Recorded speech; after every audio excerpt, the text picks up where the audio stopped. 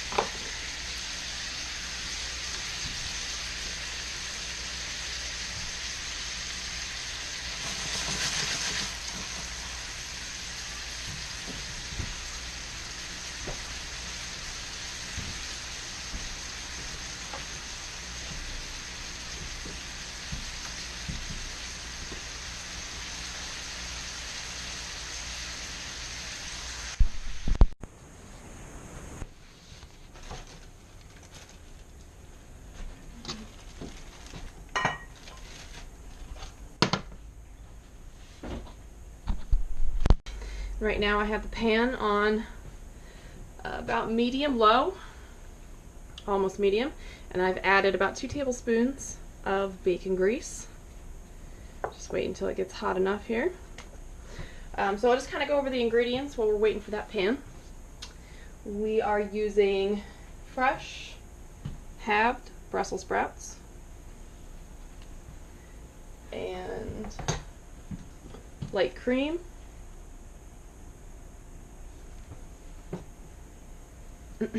Parmesan, mozzarella. So this is a combination of hard block Parmesan Reggiano, Kraft shaker cheese, and mozzarella shredded cheese. Then, last but not least, baby portobellas, fresh. Oh, and I missed one. And elephant garlic, somewhere around here. So, I think we probably are about ready to get into the pan. We're going to put down our garlic.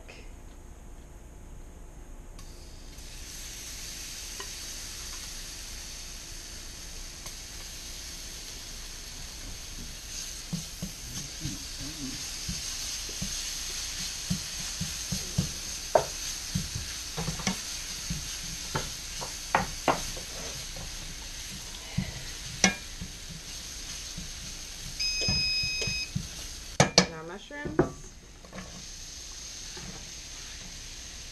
Today you guys are getting a treat. I'm the one that's sitting on the sidelines. Like I said before, she's the one that cooks sides, so.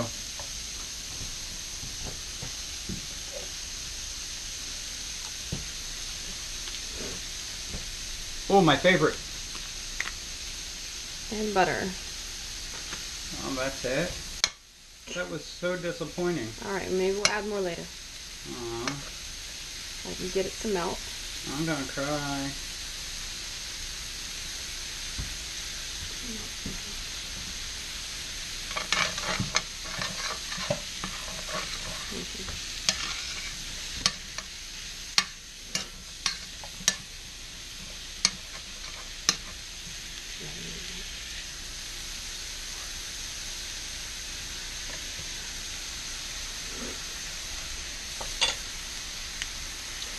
So I'd like to take a moment while you're tantalizing on this melted butter and mushrooms and Here you go, bacon. bacon. Yum. I'd like to dedicate this dish to our good pal and fellow YouTuber Gatto, Flying Gatto, and Mrs. Flying Gatto.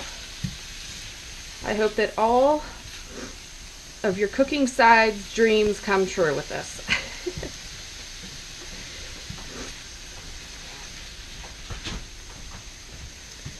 So I'm moving my pan up to about medium now.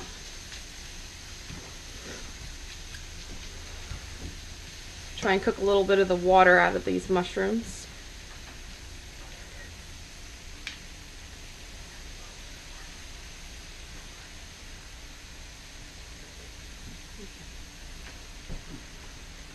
One of the reasons we started our pan a little bit lower is because we started with bacon grease. Bacon grease has a lower burn temperature.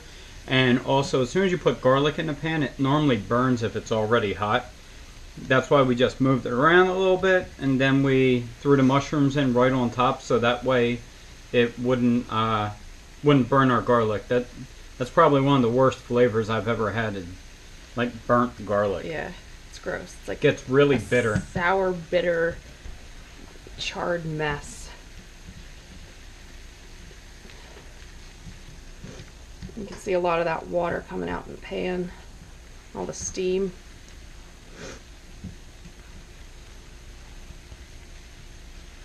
So what do we do next? We'll be putting the Brussels sprouts in here after those cook down a bit. I'm not used to watching. Yes. I don't know what to do with my hands. Goodness. Out. Does anybody know what that movie was from?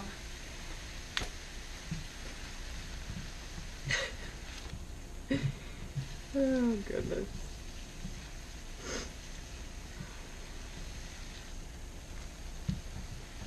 So, yeah.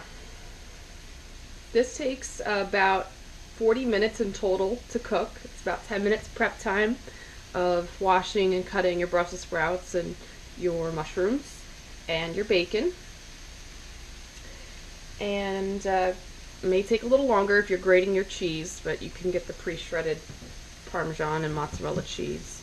You can actually get pre-sliced mushrooms too, but we didn't have pre-sliced mushrooms. We will spare you the long cook time of the Brussels sprouts. We just want to get you through the beginning. Yeah.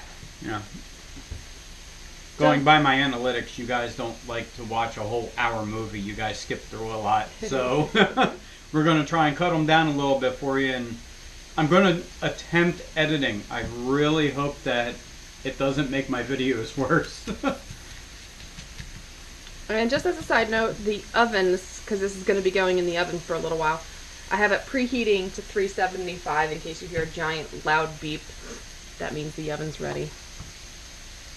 So it looks like pretty much all the moisture is cooked out of those, so I'm going to go ahead and pop in our Brussels sprouts. And per Brian, he said they have to go face down. Personally, whatever. I don't think it really matters. But here we go.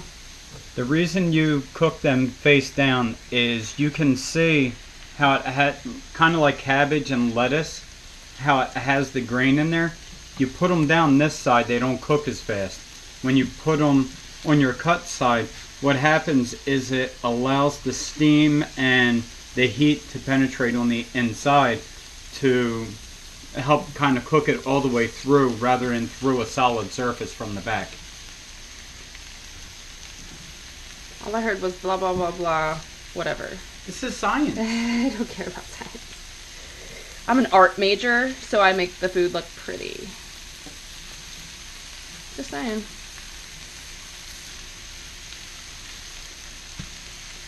Yep, that's how they go in the pan. Just throw them in there. In the pan, though.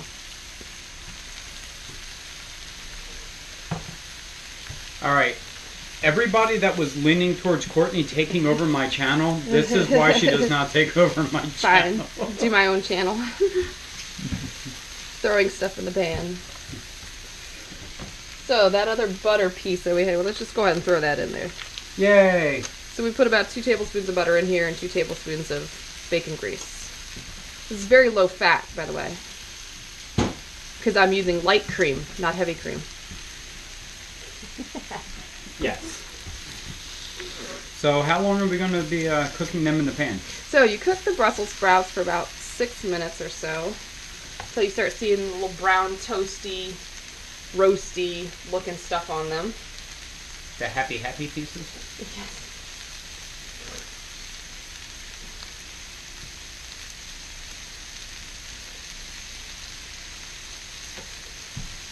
Gonna add our salt and pepper.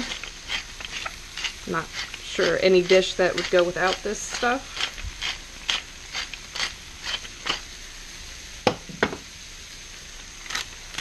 Himalayan sea salt, people.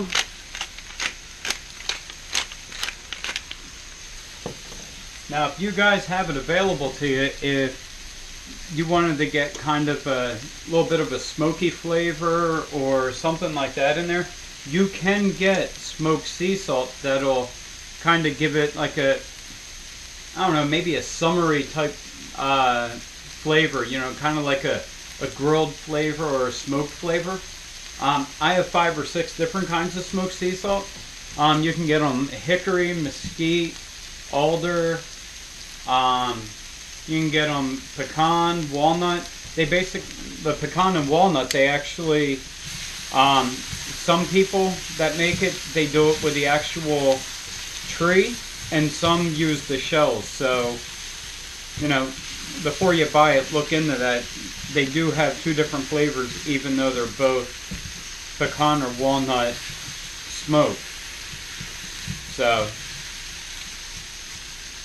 that's one thing I like to do in the wintertime when I don't feel like lighting up my smoker. When I make full chickens in the oven, I'll put my smoked sea salt on them, and it kind of makes me a little bit happy. It's an alternative to being out in the freezing snow and everything. Yeah, so while we're waiting for these, we'll let you guys fast forward in TV land, and we'll come back to you here in just a few minutes while we're ready to add the next ingredient.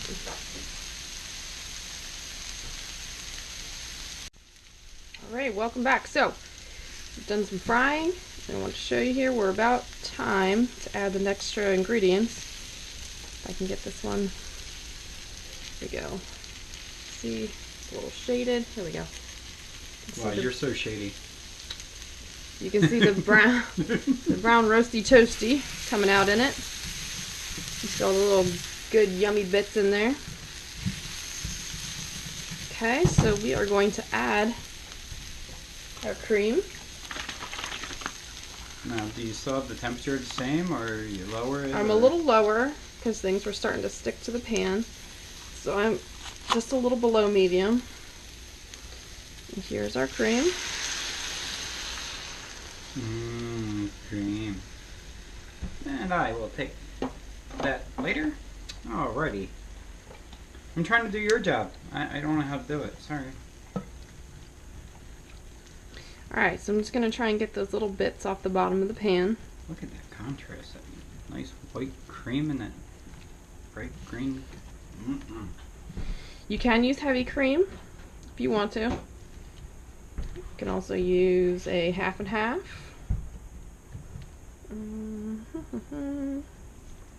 If you feel like your cream sauce is too loose, you can always cook it down to reduce it more, or you can add a slurry of cornstarch and water.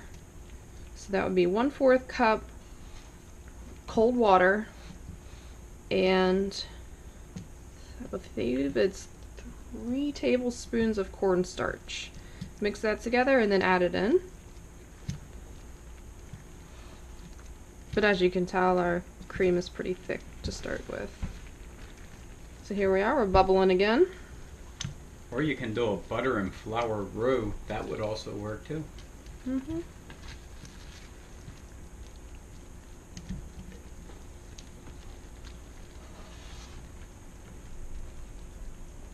Alright, it is time for the bacon. We got all that all warmed up to temperature. Sorry, I ate it. No, nice try. Oh. Bacon. But mommy, I want bacon. Hold on, I need to make sure. Yeah, Make sure I got it. Alright, good. Aw, you ruined our snack.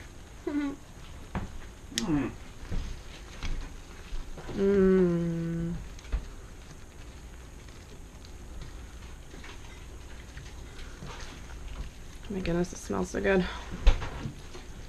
Don't worry, people. We eat healthy around here. I have another 4 pounds of bacon in the fridge. We're good to go. I'll have to make you guys a video on my brown sugar candied smoked bacon. Yeah, he got that for me. Just saying. Alright, so we incorporated our cream and our bacon. We're getting incorporated. Turning the burner off. Mmm. Everything's better with cheese. That's gonna be like a gratin. Yummy.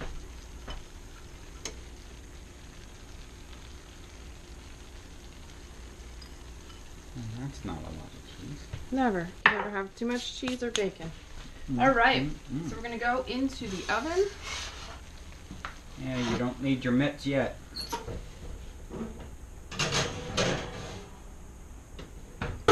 Okay. So we're in the oven at 375. And that'll be in there for about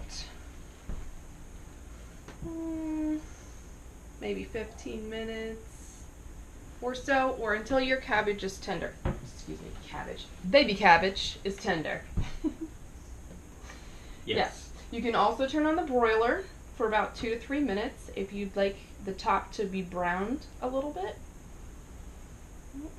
So, while that's in there, we're going to put you on hold so you don't have to sit here and listen to us chat. We'll be back with you in a minute. Welcome back, guys. It looks like we're done cooking. They've been in there for about 15 minutes. This is what they look like.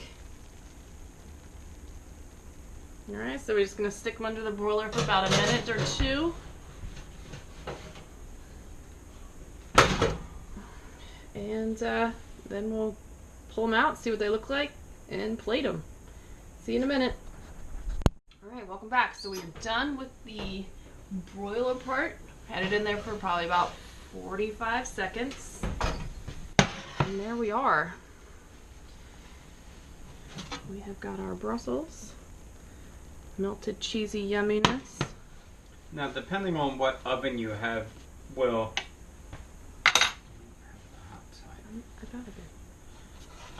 depending on what kind of oven you have, our oven has a toasting function on it.